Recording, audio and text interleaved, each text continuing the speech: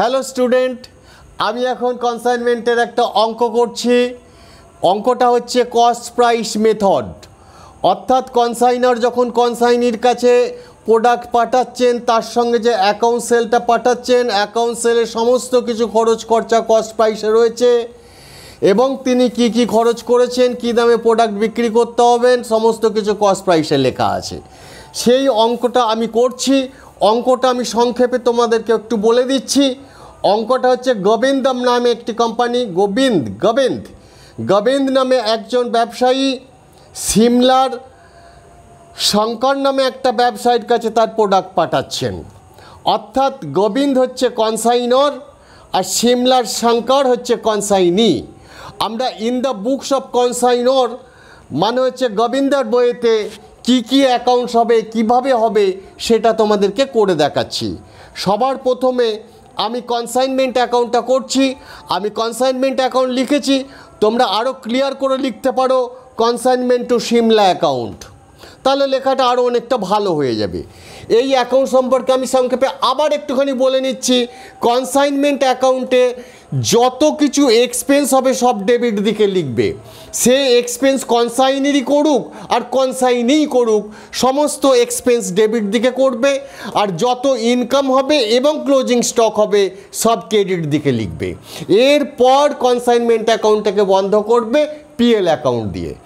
যদি credit balance হয় তাহলে সেটা হবে প্রফিট অন কনসাইনমেন্ট, যদি ডেবিট ব্যালেন্স হয় তাহলে সেটা হবে লস অন কনসাইনমেন্ট। ব্যাস এইটুকু বলে আমি অঙ্কটা স্টার্ট করছি। অঙ্কটা স্টার্টিংয়ের ফার্স্ট এন্ট্রি হচ্ছে, যখনই তুমি প্রোডাক্ট পাঠাবে ডেট দেবে, লিখবে to good sent on consignment. এটা দিয়ে আমাদের অঙ্ক স্টার্টিং হবে। আমাদের এখানে 300 কেসেস মাল পাঠানো হচ্ছে, প্রত্যেক কেস মালের দাম হচ্ছে 1000 টাকা করে। তাহলে 300 কেস মালের দাম হচ্ছে 3 লাখ টাকা। বুঝতে পেরেছ? এই মালগুলো পাঠাতে গিয়ে কনসাইনর কিছু খরচ করেছেন, তাই লিখব টু ব্যাংক বলে লিখে যা খরচ করেছে সেটা টোটাল লিখে দিলেও আমি পারি। আমাদের বোঝার সুবিধার জন্য এইটা লিখে ইনার কলমে একটা একটা করে পারপাসগুলো আমি লিখে দিচ্ছি। Railway freight, RAIL, railway, WAY, way freight, FREIGHT। Railway freight খরচ হয়েছে 750 টাকা। ইন্স্যুরেন্স, INSURANCE, ইন্স্যুরেন্স মানে ইন্স্যুরেন্স প্রিমিয়াম আর কি, খরচ হয়েছে 450 টাকা। দুটো মিলে কনসাইনর খরচ করেছেন 1200 টাকা। ঠিক 10/6 প্রোডাক্টটা যখন সিমলাতে যেয়ে পৌঁছালো তখন কনসাইনি কিছু খরচ করেছেন। তার জন্য জার্নাল হচ্ছে consignment account debit two consignee, তাই আমি লিখব টু কনসাইনি। কনসাইনি মানে হচ্ছে শঙ্কর অ্যাকাউন্ট, SANKAR। শঙ্কর মানে হচ্ছে কনসাইনি, CONSIGNEE, কনসাইনি অ্যাকাউন্ট। ও যে টোটাল খরচ করেছে একইভাবে টোটাল খরচটা তুমি লিখে দিলেই পারো। আমি এখানে একটুখানি ওটা ব্রেকআপ করে করে লিখছি সুবিধার জন্য, যাতে আমরা বুঝতে পারি।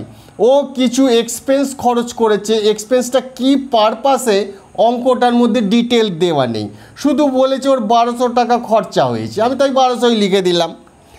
ওর অর্ডিনারি কমিশন বাবদ ওর হচ্ছে 20,000 টাকা, 5% অন সেল। ওর ডেলকেডিয়ার কমিশন, আমি সংক্ষেপে লিখছি, তুমি ভালো করে লিখবে, 40,000 টাকা। এই খরচগুলো করেছে। এছাড়া আমাদের কিছু প্রোডাক্টের কোয়ালিটি খারাপ ছিল, এই খারাপ থাকার জন্য একজন কাস্টমার বলছে আমি 300 টাকা দেব না, অর্থাৎ ডিসপুটেড এক্সপেন্স বাবদ কিছু খরচা হয়েছে 300 টাকা। এই খরচগুলো কনসাইনির এরিয়াতে ঘটেছে সয় খরচগুলোকে আমি বলেছি দেখো খরচ হলেই সব এদিকে লিখবে, লিখে দিয়েছি। এগুলো সব যোগ করে তুমি বাইরে দিতে পারো অথবা এমনিও দিতে পারো, কোনো ব্যাপার নেই, যেমন তোমার মন চায় সেরকমভাবে করবে। এরপর 30/6 নেক্সট 30/6 বিক্রি করেছেন 200টা কেস বাই ব্যাংক বলে লিখবে। বাই মানে শঙ্কর বিক্রি করেছে, আমরা ইন দ্য বুকস অফ গোবিন্দার বইয়ে করছি, গোবিন্দা অ্যাকাউন্ট করবে consignee account debit to consignment. তার মানে consignment account credited by consignee, consignee মানে শঙ্কর, SANKAR, কনসাইনার মানে হচ্ছে কনসাইনি, CONSIGNEE। এ 200টা কেস বিক্রি করেছেন, সেলস প্রসিড 200টা কেস বিক্রি করেছেন 2000 টাকা করে।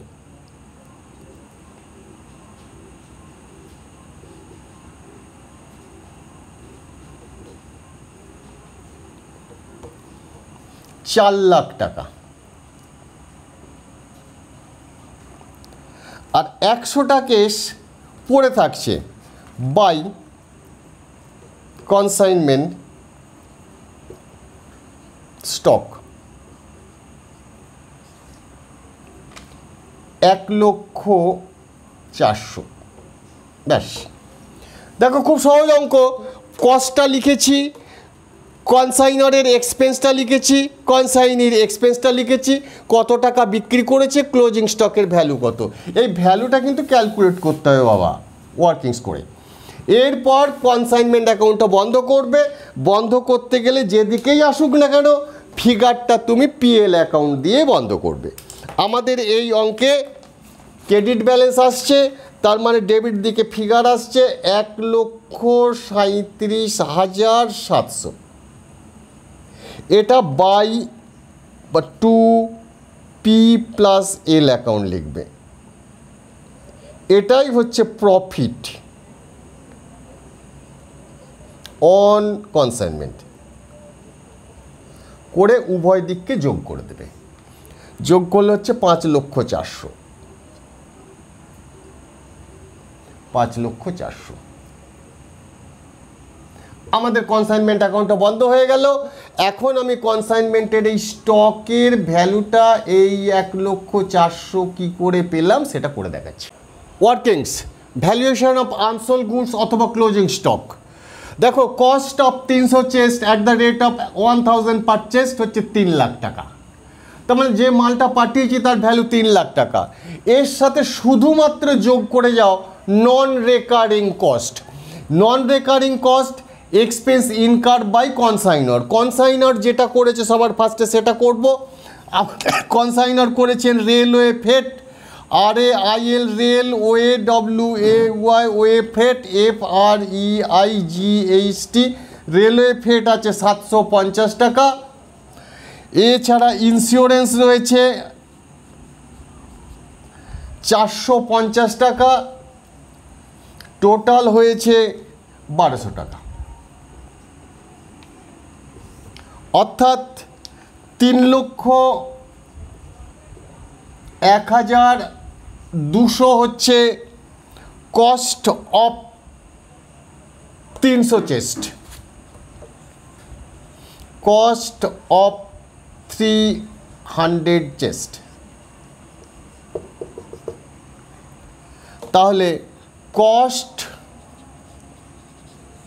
অফ 100 চেস্ট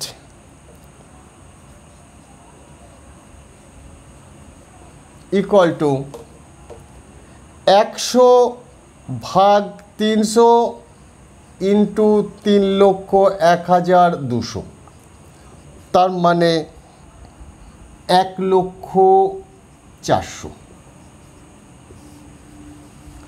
এটাই আমরা দেখো ফিগারে নিয়েছি। এখন তোমার মনের মধ্যে প্রশ্ন জাগতেই পারে নন রেকারিং কস্টটা আমি কনসাইনারের ধরলাম, কনসাইনির ধরলাম না কেন? না ধরলাম না নয়, অবশ্যই ধরতে হবে। আমাদের এখানে অঙ্কে যে কনসাইনির এক্সপেন্সটা দেয়া রয়েছে সেই এক্সপেন্সটা ডিটেল দেয়া নেই, ওর মধ্যে কতটা রেকারিং আর কতটা নন রেকারিং ডিটেল না দেয়া থাকার জন্য আমরা সেটা ধরতে পারিনি, আমরা ওটাকে ইগনোর করে বেরিয়ে গেছি।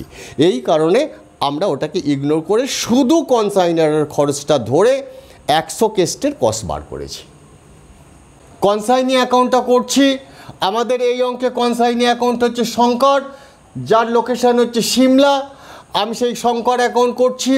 দেখো কিভাবে কনসাইনি যখন মালটা বিক্রি করেছেন টু কনসাইনর বলে টু কনসাইনমেন্ট বলে লিখবে।